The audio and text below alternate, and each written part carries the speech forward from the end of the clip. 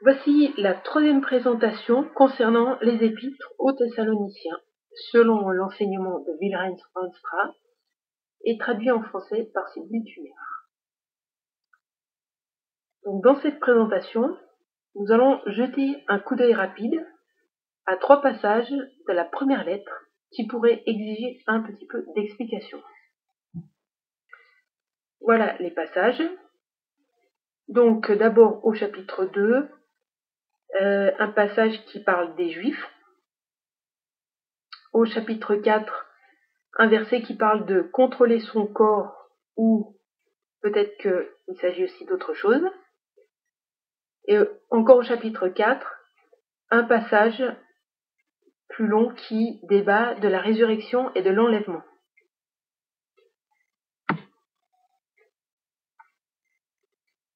Voilà, donc d'abord au chapitre 2, le verset 14 à 16. En effet, vous êtes devenus, frères, les imitateurs des églises de Dieu en Christ Jésus, qui sont dans la Judée, car vous avez souffert de la part de vos propres compatriotes ce qu'elles ont souffert de la part des Juifs. Ce sont eux qui ont fait mourir le Seigneur Jésus et les prophètes, qui nous ont persécutés, qui ne plaisent pas à Dieu, qui sont hostiles à tous les hommes. Ils nous empêchent de parler aux païens pour qu'ils soient sauvés, et ne cessent ainsi de mettre le comble à leurs péchés. Mais la colère a fini par les atteindre. Le problème avec ce passage, c'est qu'il est ouvert à des interprétations antisémites.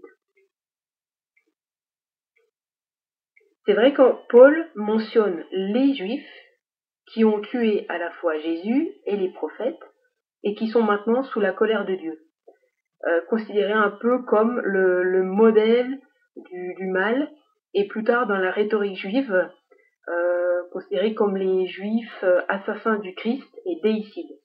Quel crime pire que celui-là est-ce qu'il peut exister? Et donc pour cette raison, ils sont sous une malédiction. Mais remarquez que Paul, dans ce verset, ne parle pas de tous les Juifs, de tous les temps et partout, mais d'un groupe de Juifs spécifiques.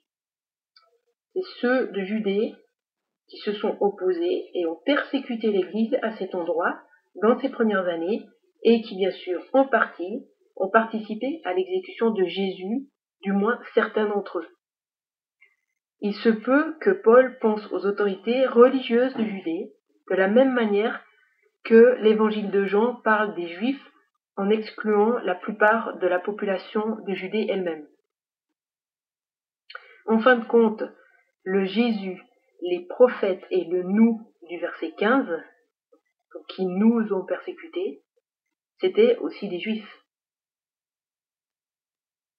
Il est aussi important de voir que Paul fait un parallèle entre la persécution de l'Église de Judée par certains Juifs, leurs propres concitoyens, et la persécution de l'Église de Thessalonique, donc persécutée aussi par leurs concitoyens. En faisant ce parallèle, Paul donne à l'Église un troisième exemple à suivre, après le sien et celui des Thessaloniciens eux-mêmes. Assurément, ses concitoyens des Thessaloniciens n'étaient pas meilleurs que ceux de l'Église de Judée. La question ici n'est pas de dire que les Juifs sont de mauvaises personnes, mais que ceux qui persécutent l'Église le sont. Même à la lumière de tout ceci, il n'est pas très clair de savoir comment comprendre la phrase de conclusion du verset 16. La colère a fini par les atteindre. Est-ce qu'il faut comprendre le a fini par, ou finalement par une autre possibilité? Est-ce que il faudrait plutôt traduire jusqu'à la fin ou complètement plutôt que a fini par?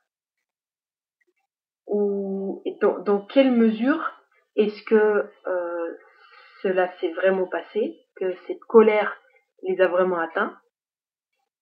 Et est-ce que le verbe est bien au passé? Parce que la destruction de Jérusalem n'arrivera que dans plusieurs années. Donc peut-être devons-nous penser à l'exclusion de ces Juifs qui ont rejeté Jésus quand il marchait parmi eux, cette génération de Judée et Palestine, qui sont du coup exclus du cercle du salut. C'est peut-être ça la colère qui a fini par les atteindre. Le cercle de Dieu s'est déplacé et ce sont ces gens-là qui seraient laissés en arrière et qui seraient rejetés. Donc on ne peut pas être tout à fait sûr de ce que Paul avait en tête, mais peut-être que nous pouvons paraphraser ainsi. Ceux qui s'opposent aux personnes qui suivent Dieu, qu'ils soient des juifs ou des païens, vont en payer le prix. Une pensée réconfortante si vous êtes persécutés. C'est un passage qui est contrebalancé par un autre passage de l'Écriture, par une contre-vérité. Dieu est amour et il veut que tous les hommes soient sauvés. Il y a une tension entre ces deux côtés de l'Évangile et il vaut mieux maintenir cette tension. On ne peut pas réduire Dieu à tout amour ou tout colère.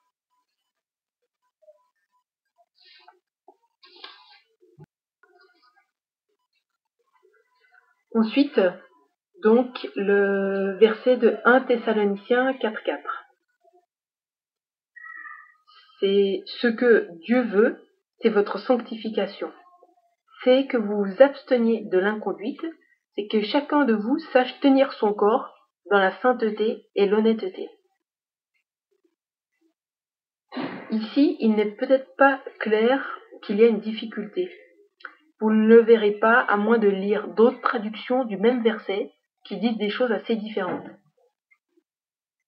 Mais en fait, il y a deux mots ici qui sont difficiles à traduire. C'est les mots contrôler et corps. Donc à la fois un verbe et un nom. Donc, qu'est-ce que Paul veut dire ici, dans ce verset? Est-ce qu'il veut dire ce que la version Colombe traduit, donc tenir son corps? Ou est-ce qu'il veut dire posséder son propre vase, comme dans la version Darby? Ou est-ce qu'on devrait traduire prendre femme, comme dans la version Nouvelle Bible Second ou la Tobe? Littéralement, le texte dit « il doit acquérir son vase ». Mais c'est pas très clair. On peut être sûr d'une chose, c'est que vase est une métaphore. Une métaphore soit pour épouse, c'est le cas pour le père de l'église Saint-Augustin et quelques autres personnes. Donc pour eux, c'est comme ça qu'ils considéraient ce terme. Et cela correspond à une expression hébraïque que l'on retrouve parfois dans les écrits rabbiniques pour parler de ce sujet. Mais si on le comprend ainsi, cela conduit à une vision assez inférieure de la sexualité et des épouses. Donc l'alternative est sûrement meilleure, le fait de dire que vase ici signifie corps. C'est ce que les premiers commentateurs de la lettre qui parlaient le grec pensaient. Et cela correspond bien à 2 Corinthiens 4.7. Nous portons ce trésor dans des vases de terre. La phrase dans son ensemble doit être comprise comme une expression spéciale, qui veut dire acquérir de la maîtrise ou du contrôle sur le corps. Voilà, de toute façon, dans un sens ou dans un autre, la mise en application ne va pas être très différente. Paul veut que ces gens qui viennent d'une culture de promiscuité, et de plus en plus en Occident, nous faisons aussi partie d'une culture de promiscuité, donc Paul veut que ces gens développent un mode de vie très différent, qui ne soit pas basé sur la convoitise, mais qui soit marqué par la pureté et la maîtrise de soi.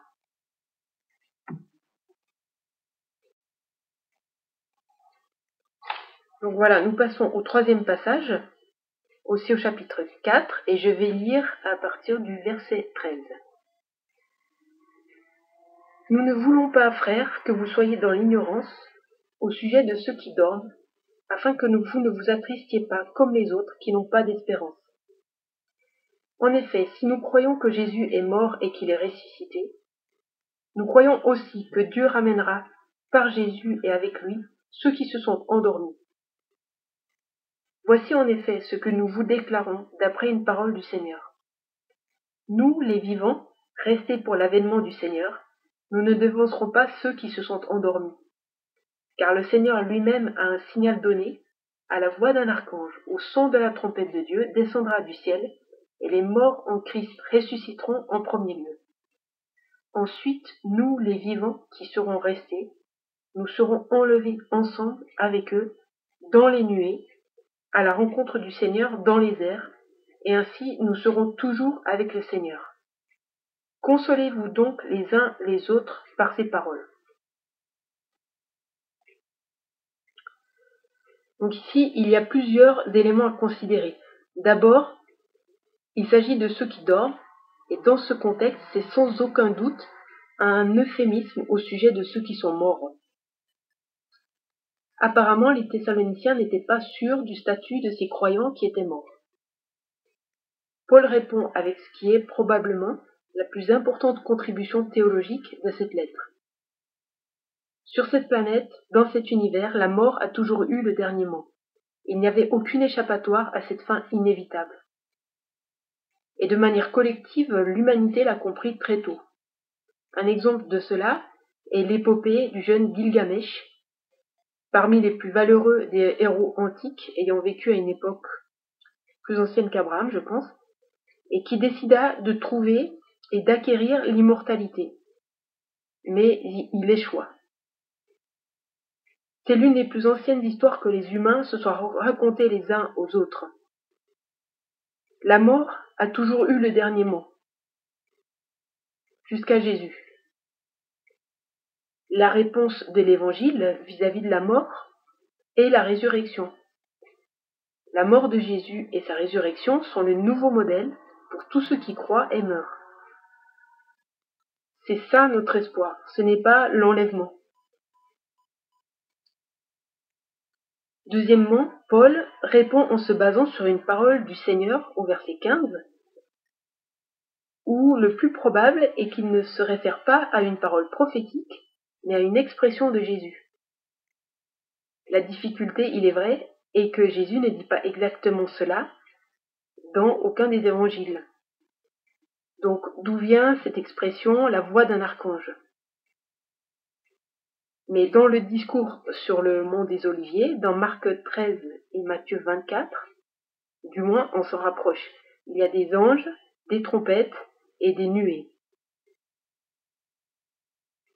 Cette idée des trompettes qui retentissent faisait partie de l'accomplissement des prophéties de l'Ancien Testament et aussi de la conception juive de la fin des temps. La diapo suivante donne juste un exemple de cela dans le livre d'Ésaïe, donc au chapitre 27, versets 12 et 13. En ce jour-là, l'Éternel secouera les arbres depuis le cours du fleuve Euphrate jusqu'au torrent d'Égypte, et vous serez ramassés un à un, fils d'Israël. Ce site est une image de la grande récolte qui réapparaît dans le livre de l'Apocalypse. En ce jour, on sonnera du grand corps, alors reviendront ceux qui étaient perdus dans le pays d'Assyrie et dispersés au pays d'Égypte. Ils se prosterneront devant l'Éternel sur la montagne sainte à Jérusalem. Ce passage est cité par Jésus dans son discours sur le mont des Oliviers, lorsqu'il parle des anges qui sont envoyés pour rassembler les élus de Dieu depuis les extrémités de la terre. Un tel rassemblement des élus du peuple de Dieu faisait largement partie des attentes juives et aussi de ce dont Jésus et Paul parlent lorsqu'ils abordent le sujet de la fin des temps. Si l'on revient à notre passage dans 1 Thessaloniciens, nous arrivons à la troisième question à considérer. La chose qui se passe après l'effet sonore, c'est que les morts ressuscitent et les croyants en vie à cette époque sont enlevés. Et c'est de là que vient cette idée de l'enlèvement. La traduction latine du verbe utilisé pour enlever est rapturo, ce qui a donné le terme anglais rapture. Une idée qui a élaboré sans fin les fictions populaires sur la fin des temps et d'autres littératures sur la fin des temps.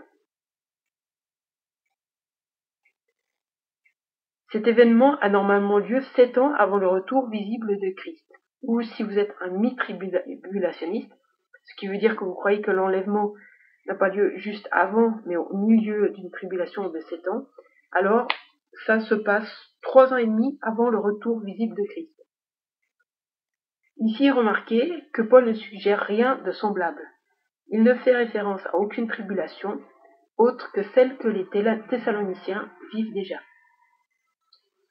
Et il ne sépare certainement pas l'enlèvement de la venue visible de Christ, comme si l'enlèvement était un événement secret ou caché qui se passerait des années plus tôt.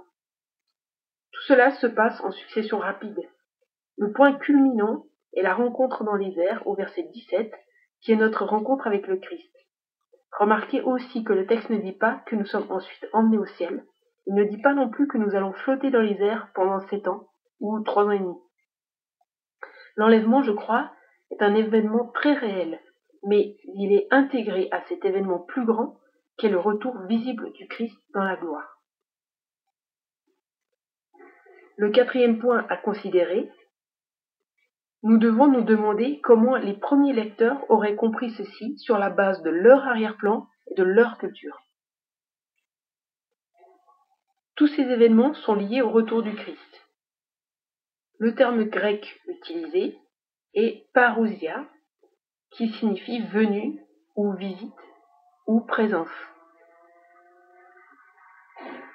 L'une des utilisations particulières de ce terme concernait la visite d'un personnage important du gouvernement, ou même l'empereur lui-même. Dans le cas d'une telle visite, pour exprimer leur honneur, les citoyens qui dirigeaient la ville sortaient à une certaine distance de la ville et allaient à la rencontre du dignitaire de passage pour l'accompagner et accompagner son arrivée, sa parousia, dans la ville.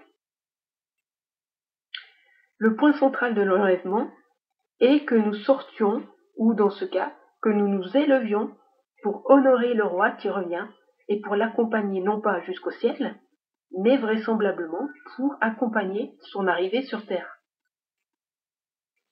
Dans tout cela, le centre d'intérêt de Paul n'est pas de faire des spéculations, mais c'est un intérêt pratique. La question principale est l'encouragement et le fait de veiller à la manière dont nous vivons nos vies. C'est ainsi que Paul continue aussi à parler au chapitre 5 d'un style de vie en relation étroite avec le retour du Christ. Voilà, c'est la fin de ce PowerPoint.